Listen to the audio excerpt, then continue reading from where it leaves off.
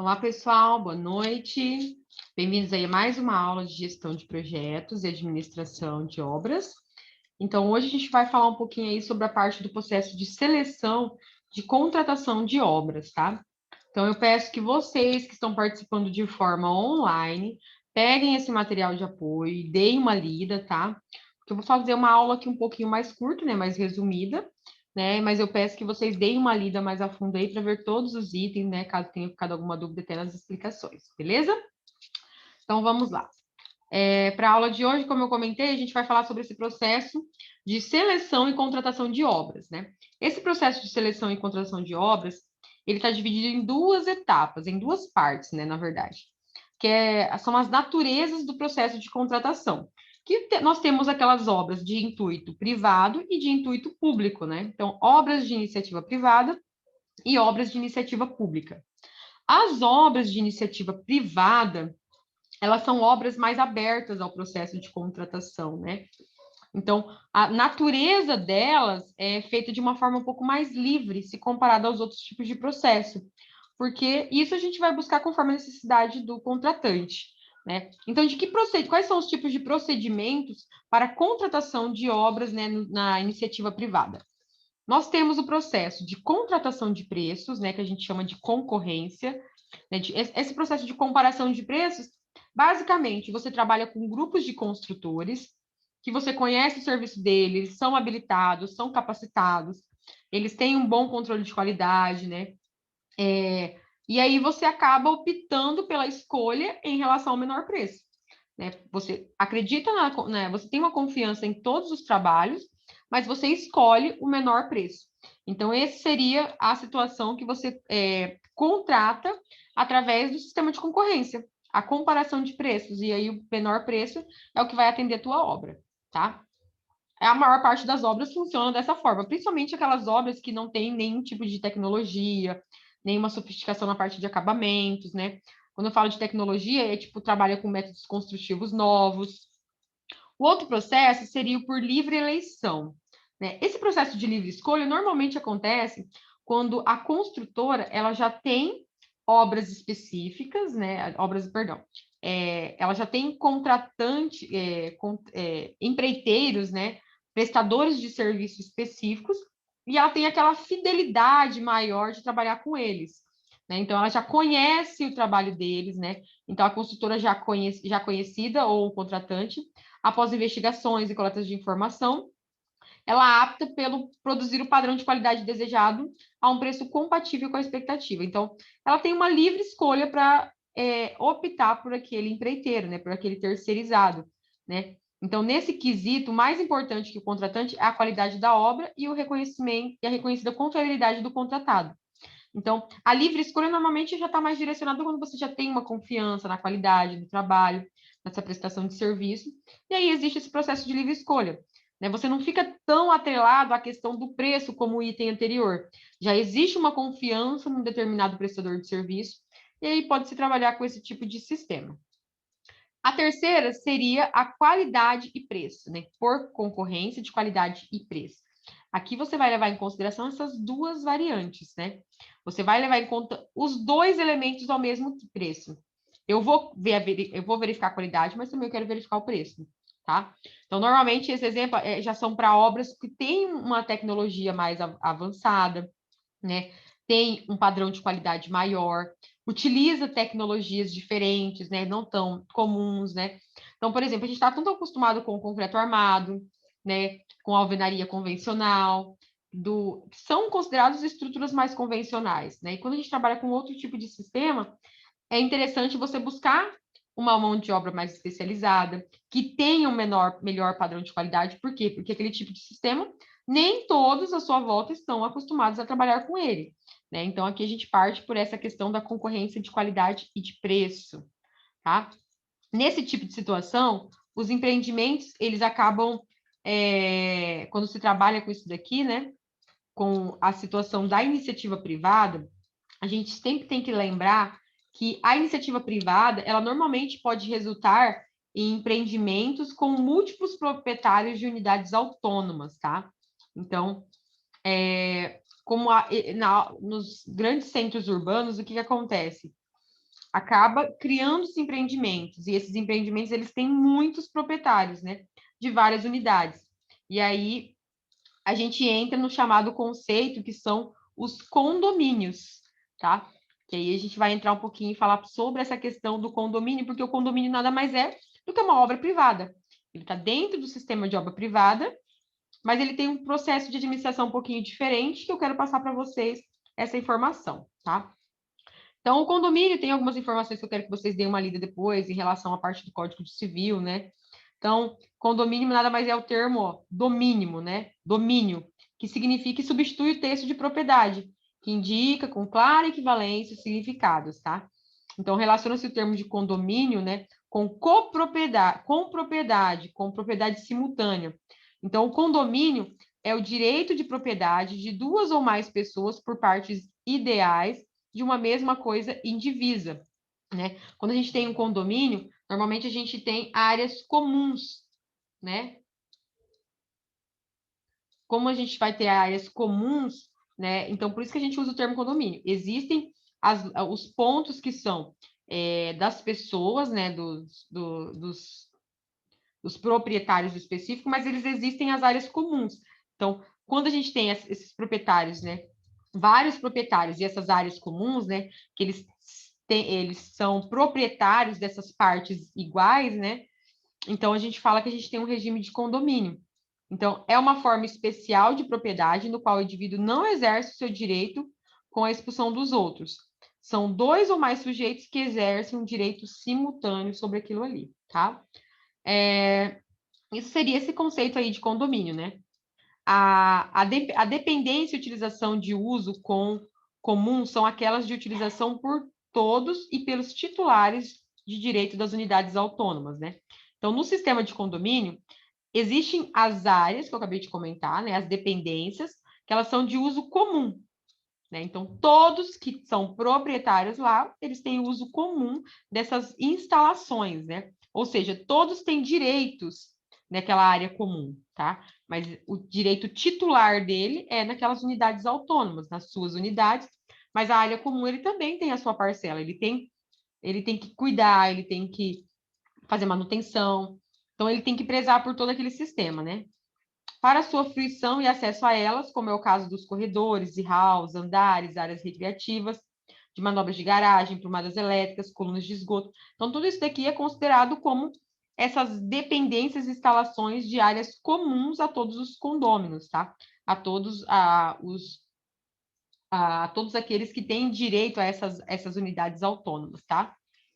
A fração ideal é o resultado do parcelamento do terreno. A denominação resulta do fato de que tal cota não atribui ao proprietário o quinhão demarcado no condomínio, tá? Na realidade, o titular é proprietário exclusivo das dependências e instalações de uso privativo, podendo dispor delas, porém, coproprietário das dependências e instalações de uso comum. Então, essa parte aqui, pessoal, é muito importante, tá? Quando a gente trabalha com o sistema de condomínio, vocês têm que entender que quem é proprietário, ele é proprietário daquela instalação de uso privativo, tá?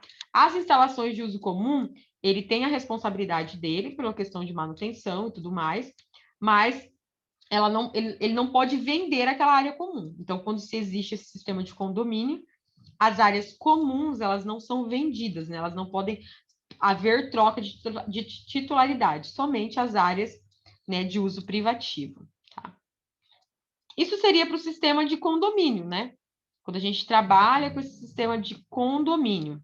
Existem muitas obras que são contratadas para serem executadas em sistema de condomínio, tá?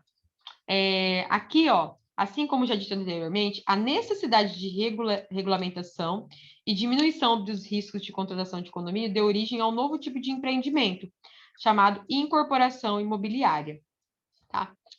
O regime de condomínio, o que acontece?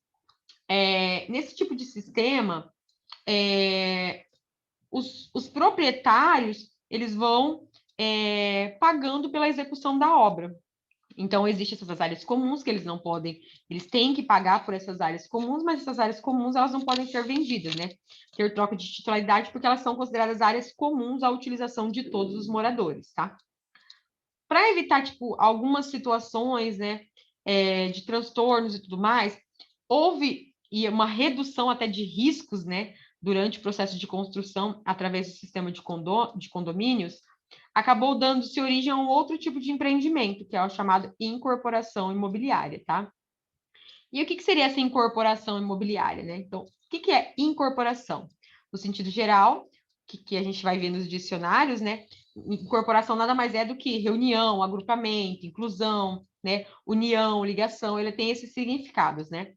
Já de acordo com a legislação mais regulamentadora, a incorporação imobiliária, ela simplesmente é uma incorporação definida como uma atividade exercida com o intuito de promover e realizar a construção para alienação total ou parcial das edificações. Então, no sistema de incorporação imobiliária, a gente faz esse processo todo de construção e de venda, né? Onde a gente faz o processo de alienação total ou parcial do imóvel, né? Composto por essas unidades autônomas, né? Com múltiplos funcionários, na maioria dos casos. Então, a incorporação ela não pode ser entendida como um tipo de projeto, mas sim ela é conceituada como uma lei, como uma atividade, tá? Então, a incorporação de edifício é uma atividade mercantil por natureza. Tá? Então, nessa atividade, a nossa expressão de incorporação imobiliária, ela significa uma atividade de mobilização de fatores de produção, que vão buscar construir e vender aquele produto. Antes ou durante a construção, vai ser feito esse processo de venda dessas unidades imobiliárias das edificações coletivas, né? Que a gente denomina condomínios. Tudo mediante a procedimentos estabelecidos por lei.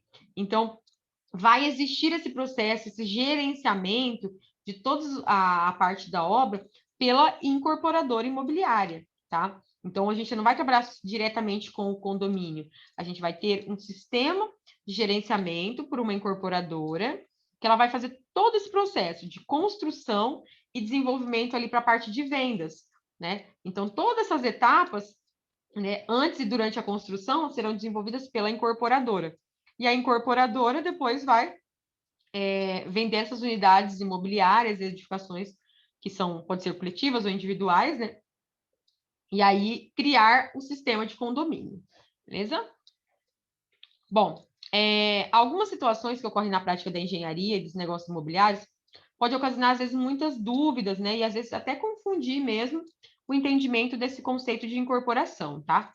Então, assim, quando o edifício inteiro é construído por uma pessoa ou por uma empresa que é proprietária ou ela constrói para terceiro, a venda são efetuadas somente após a conclusão da obra, tá? Então, a gente vai definir alguns pontos aí para vocês entenderem o que é essa questão de incorporadora. Então, quando o edifício inteiro a gente constrói ele para uma pessoa ou para uma empresa, né? Quando se tem um proprietário apenas, a venda ela só pode ser feita após a conclusão da obra. Por que ela só pode ser feita após a conclusão da obra? Né? Porque precisa passar todos os processos de documentação. Então, assim, não se tem a tipificação da incorporação imobiliária, tá? Então, quando se existe uma incorporação imobiliária, esse processo de venda ele pode ocorrer antes da finalização da obra, tá? Mas isso é o sistema de incorporação de imobiliária, incorporação imobiliária. Quando o edifício ele só tem um único dono, né? Essa venda ela só pode acontecer depois da finalização da obra, tá? Então, não se tem a tipificação de incorporação imobiliária, mas simplesmente compra e venda de imóveis ou imóveis prontos. Então, o processo de venda é somente depois que o imóvel está pronto.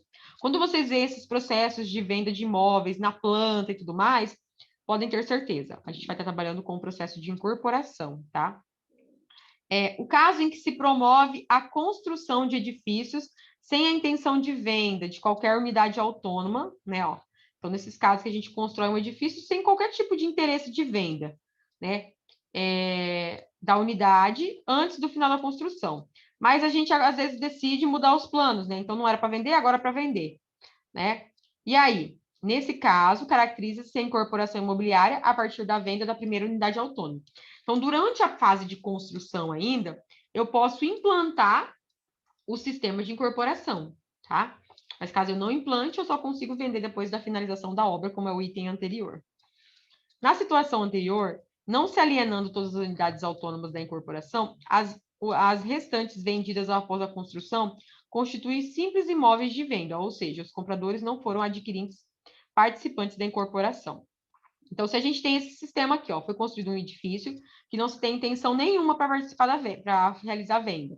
Ah, mas aí antes de finalizar a obra eu decidi optar por venda, tá?